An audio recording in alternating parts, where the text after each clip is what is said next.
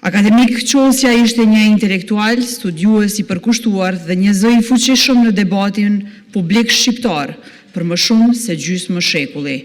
Ai ishte ndër të parët doktor të shkencave filologjike në Kosovë dhe një nga kontribuesit kryesor në zhvillimin e studimeve albanologjike në vendin tonë.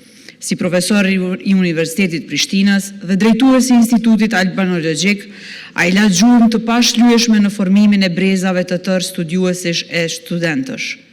Veprat e tij shkencore e letrare, me dhjetra, libra e vepra në fusha të ndryshme, nga historia e letërsisë te kritika dhe romani, përbëjnë një trashëgimi të çmuar për kulturën shqiptare.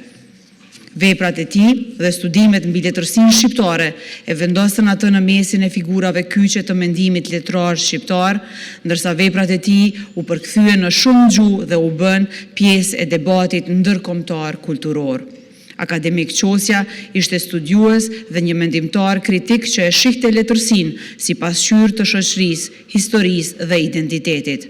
Ai ishte një zë që shpesh sfidonte, polemizonte dhe kërkonte reflektim, duke e bërë debatin intelektual më të gjallë e më të thellë.